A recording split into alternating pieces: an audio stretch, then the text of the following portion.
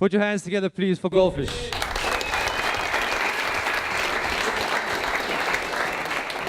I've known you guys for a long time and watched you grow incredibly. It's such an incredible success story.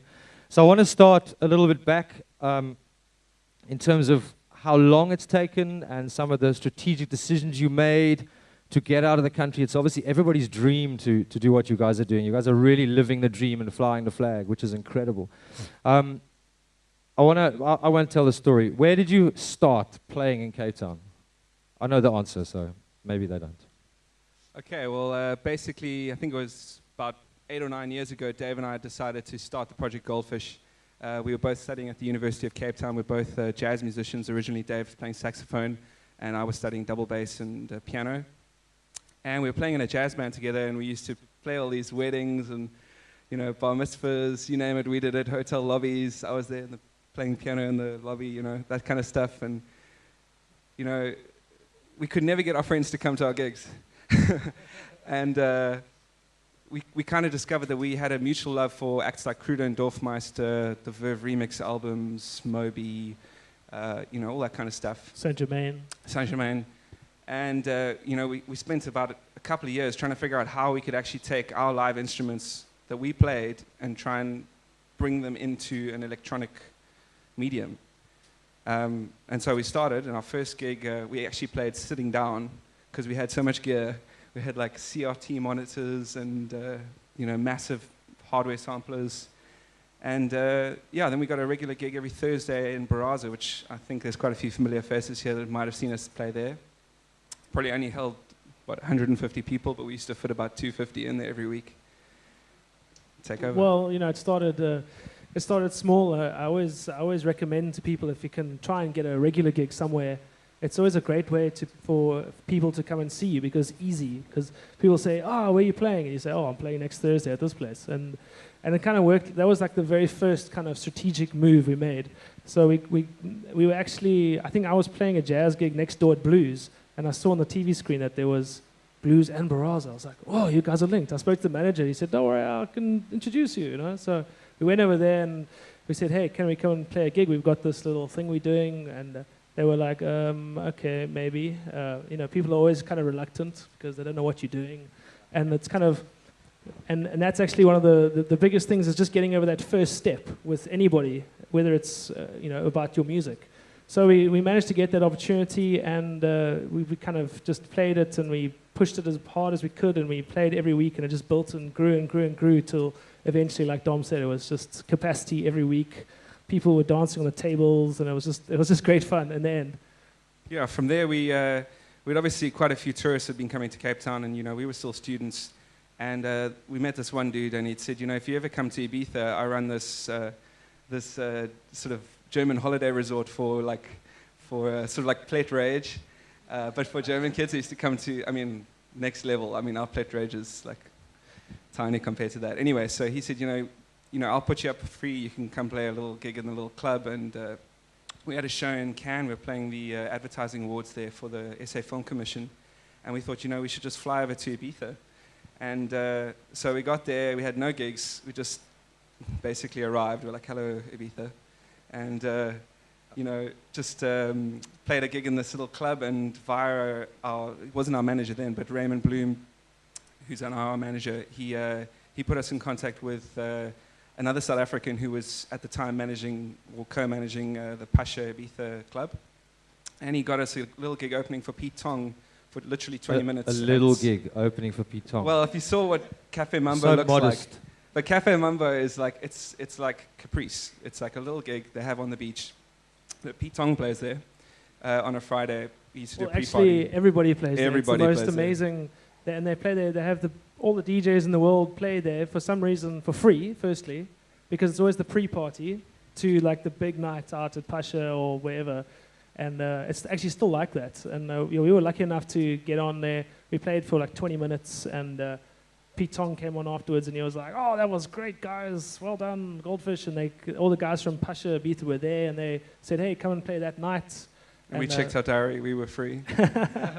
I think that's an amazing thing. There's a few things I want to talk about, but I think has everyone heard of Cafe Del Mar? Okay, so when I first saw Cafe Del Mar, it was like a tiny little cafe on the beachfront. And I was so surprised at how this small little restaurant had managed to create this global name. And I found that really encouraging because it means that you don't have to be in the middle of New York or the middle of London to really grow. If you have something that's the core is really strong. I wanted to just step back a little bit. You talked about having a residency. Now back in the day, like a lot of rock bands, that was quite common to do a residency. Like bands don't, or artists don't do residencies anymore. And I think what that's, for me, is something we should maybe consider doing in the future because that's what helped you guys grow. Definitely. We're still doing them. Yeah, I mean, they're very big in the jazz world as well. And obviously we came from both. I mean, I used to play in a rock band, Dorp, and we used to always do, every Saturday night at the Planet or somewhere. And it just, like I said before, it's simple for people to know where you're playing because it's every week. It's somewhere, and it's easy to build up. Not easy, but it's easier to build up a head of steam and get people talking about it and people getting, because each week more people are talking about it. But if you're only playing there once and then suddenly you're not playing again, it's hard for people to actually build up that kind of thing. Especially when if you're only based in one city for, as we were then. I think also that, building on the residency concept, that's what's been a really powerful thing for us in Ibiza. We've been going there for 7 years. 6 of those we've had residencies.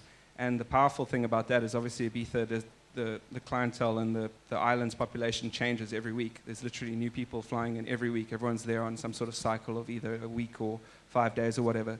So we would be playing, we play a club called the Blue Marlin in Ibiza, which is an amazing beach club. And, you basically get to go on tour, but by staying in one island. And the same thing's true for Cape Town, funnily enough.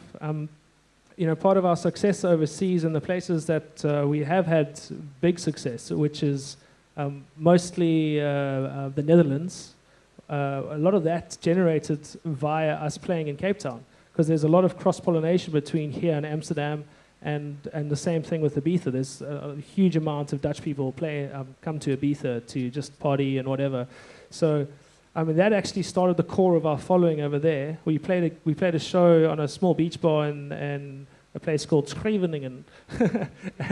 Scheveningen.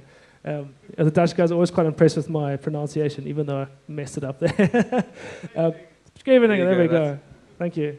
And I think I was more impressed by the fact that there were like World War II bunkers on the beach than anything else. But anyway, so we played this show and the weather was dreary as it normally is over there. And we were sort of sitting around sort of after sound check, and we looked down the beach and there was just this column of people walking down the beach. Like, we were like, geez, I wonder where those people are going.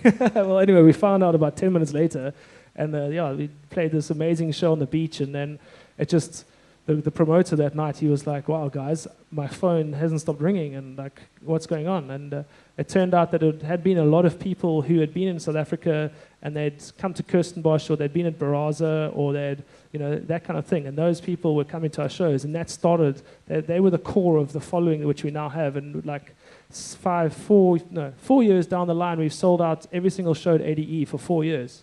And started with a 400 people venue. We sold out a month in advance this year as well. And that's pretty cool. And you're launching your album there next week? Next week, Friday.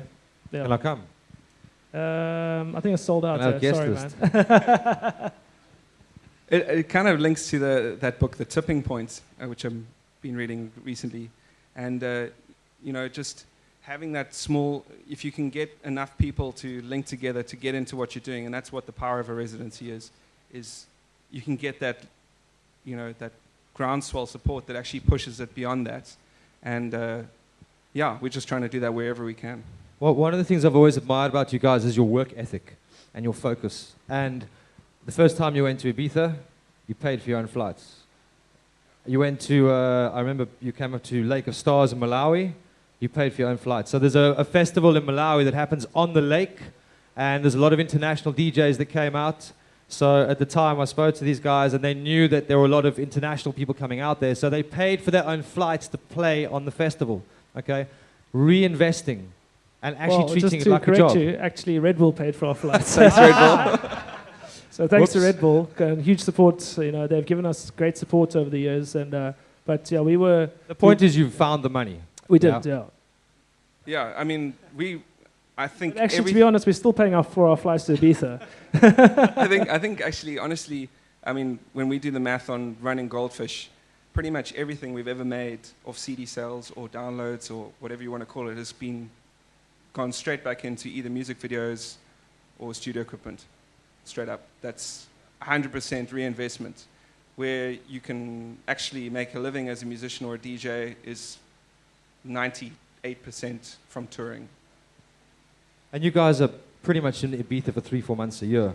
And I think the advantage of that is obviously you base yourself there, you open yourself up to a much bigger market without having to pay huge travel costs, which is obviously one of the challenges of being this far south.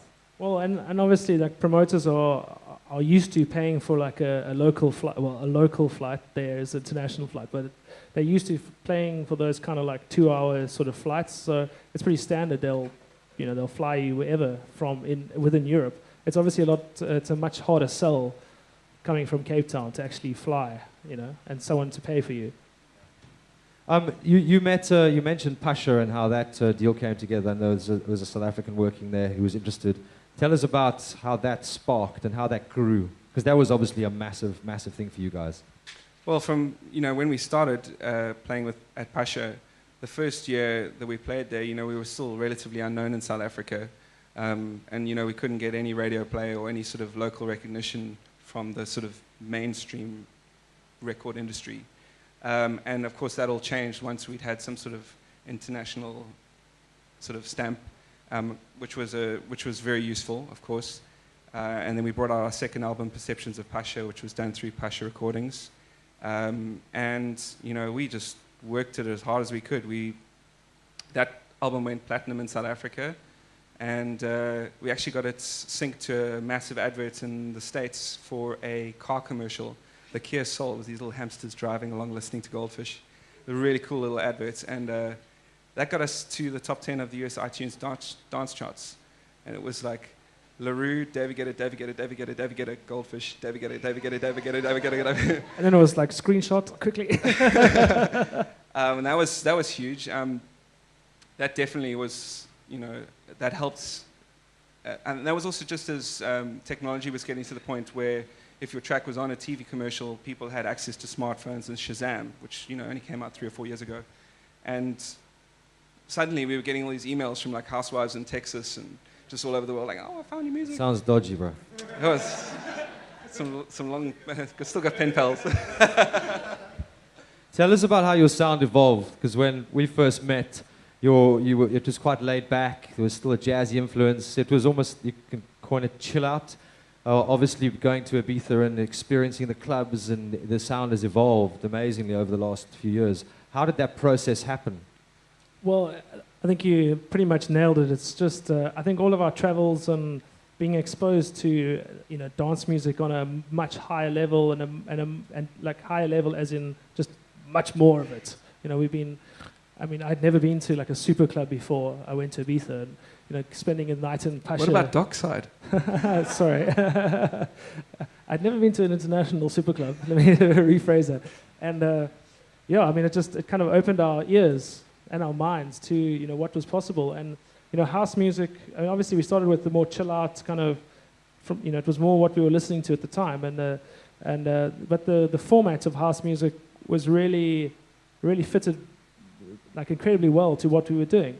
And it's kind of like, it's quite free in a way, because the rhythm is set, the kick drum is pounding every beat, and but everything else you do with it is anything's possible from that perspective. And it's kind of interesting like that, because music, and especially today with so many options available to you, so many plugins, so much technology, and it's almost great to have that, to have a few things which keep you like locked into a certain area.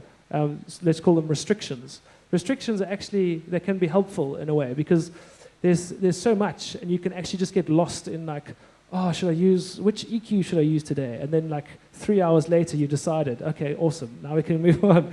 And I think just from a purely musical point of view, the house music kind of, once we got into that, it really opened our eyes and really gave us the opportunity to get onto dance floors. And it was a lot easier coming from a background of bands and that. was always really tough to get people into your gigs, and it was always tough to get people to venues and to go somewhere specifically just to watch you and they'd never heard of you before unless they were your buddy. And whereas the clubs and the dance music, there was always like there was a following just for the kind of music already, and you could really like dovetail into that kind of thing really nicely, and that was a huge mind like opening experience as well, because suddenly you could be playing dance music and we were getting bookings in like strange places which people had never heard of us before, but just because of what we were doing, they were booking us. And I think we played a gig in Lithuania once, and we've played in Egypt, and we've played some strange places, and purely just from the music. Did you play Texas? No. Still on the wish list. So let's obviously part of this whole experience is to share knowledge and to figure out how other people have done it. You guys run Goldfish as a very tight business, yeah? You've got your artwork has always been spot on, your website, give us some more insight into the machine, if you like, behind Goldfish and how important that is. Because a lot of people spend their time in their bedrooms just beat banging the whole day, but don't step out of that and actually take control of the rest of it. Well, I think the first thing is whenever I discover an artist that I like, the first thing I do is obviously this is evolving as time goes by, but the first thing you do is look for their website, or before it was their MySpace, or now it's their SoundCloud. And that online presence and your first impression of an artist is crucial. If I can't find the artist, or I can't find what I'm looking for, I'm probably going to, move on with my day or find something else to look at, until someone gives me a reason to find that music again. However, I'd just like to jump in there. However, I think you should get your ducks in a row first, i.e., you should spend your hours banging away in your bedroom at music, that is. And sorry, that was unintended. You should really, you should spend that time practicing or producing, or honing your craft. And once you feel like you've got something that you're proud of and that you feel that you can present to people, then the next step is obviously you want people to hear it. So then you really got to get out there and use all the tools available to you. And really, there's never been a time where there's never been a better time. 10 years ago, you had to have a mailing list where people had to write letters to each other saying, "Come to this. This is what we did last month," and all this kind of stuff. Nowadays it's unbelievable with all the social media stuff. It's instant. You can figure out where your favorite DJ is. You can figure out what flight he's on because he's tweeting about it, and it's an unreal world we live in. And so you definitely got to get out there. SoundCloud, YouTube those two really are the main things that people should focus on, like being on at first. Yeah, I mean, for those of you who don't know, YouTube is actually the biggest website for streaming music. So even though we perceive it as a video site, when you listen to a track and there's just a picture, it's actually the biggest online platform for streaming. So you've got to be on YouTube without a doubt. And just a bit more insight into, so you've got a team structure, obviously people who do certain things for you. How does that work? I mean, I know in the beginning you were obviously deeply involved in getting off the ground. Have you managed to step back now that you've got kind of management and booking agents, or are you still involved in making sure your career goes where it needs to go?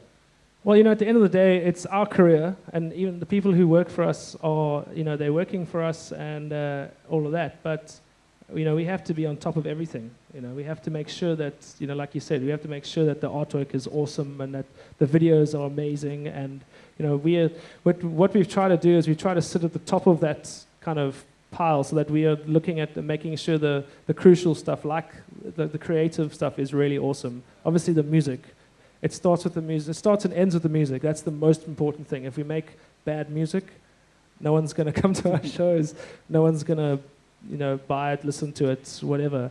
So, I mean, that's once again where it starts. But, obviously with limited time, you have to delegate, stuff out. You can't be your own manager and your own booking agent and your own record label, even though you could. I think our manager, his nickname for us is like the Hawks, though. Because we're watching stuff. Obviously, no one cares about it as much as we do, and obviously, Raymond can't be a mind reader sometimes about what we may like or may need. And so, having that constant feedback and dialogue is obviously a work in progress. We definitely don't get it right all the time, but we're still very, very hands-on, down to, approving video spot promos or anything like that. Anything that's to do with Goldfish, you want to make sure it's as best it can be. I was talking to Lyra the other day and about how her career developed, and she used a word which I play back to people all the time, and I use it with caution in the music industry, but she just said, we corporatized. We were at a certain level and we realized we needed to get serious, we needed infrastructure, and we needed to run things like a business. And I think it's really important that as an artist, you always have to have your eye on your career, because it's your career. Well, exactly, definitely. It's a 24/7 job.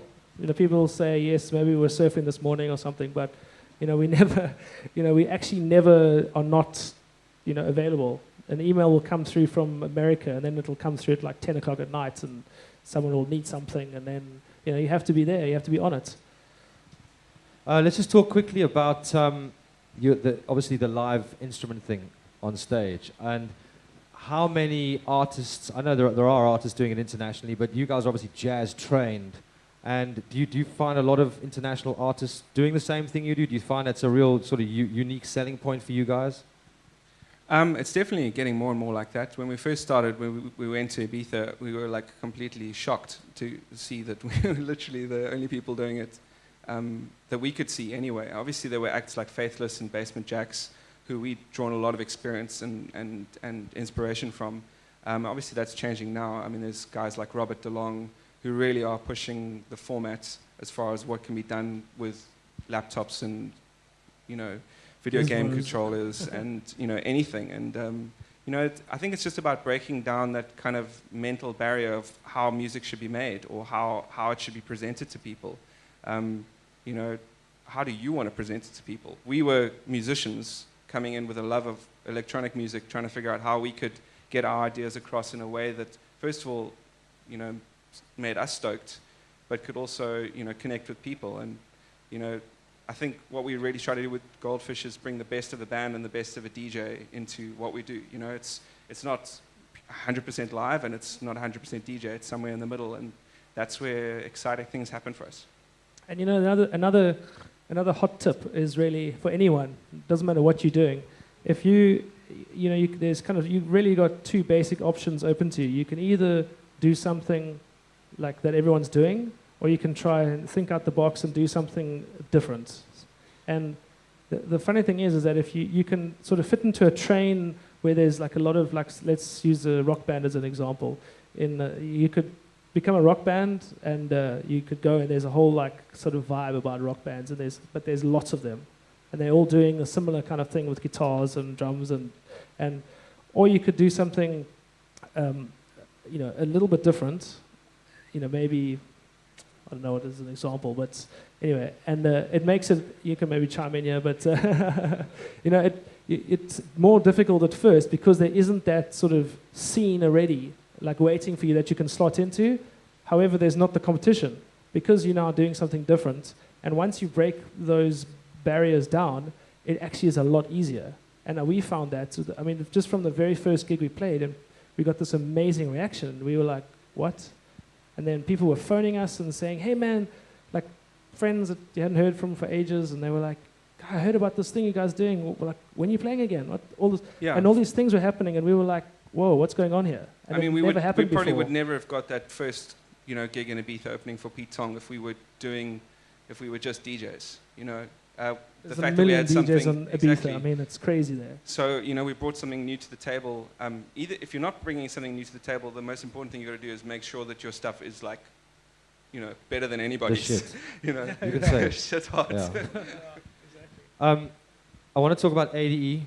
Obviously, it's your fourth year now, yeah? I think so. You're visiting those coffee shops too much, bro. I think it might be our fifth year. Well, this is Goldfish.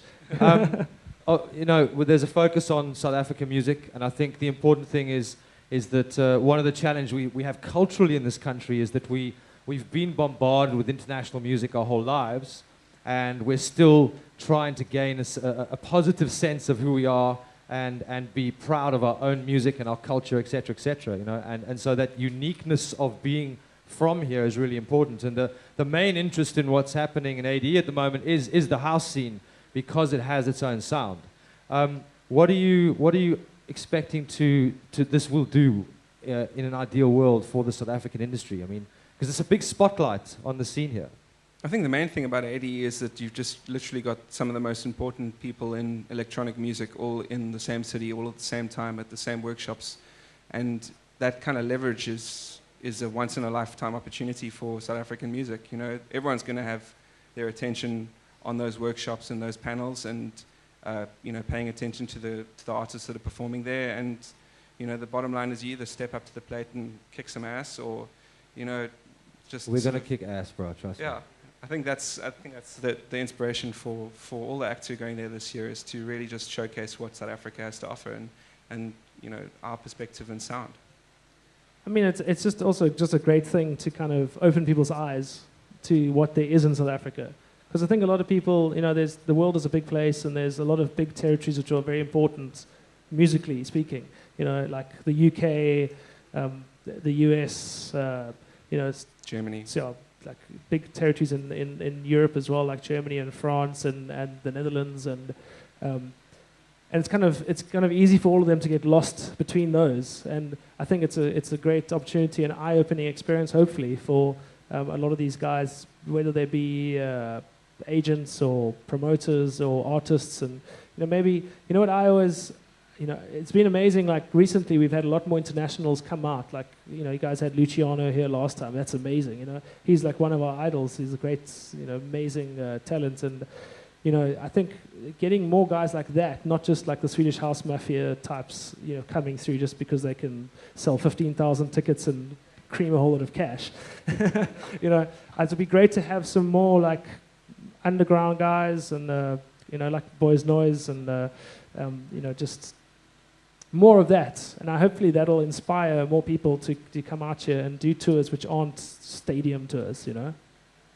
Cool, guys. Well, thank you very much. And thank you on behalf of the industry for helping shine a spotlight on South Africa, because all the hard work that you've been doing internationally has definitely had an impact on that. So well done. We wish you the best for your launch. Guys, we're going to take like 10 minutes. We're just going to set up here, and then Goldfish is going to talk through exactly how they take their stuff live. So we'll give them a round of applause, and then we'll give them another one later.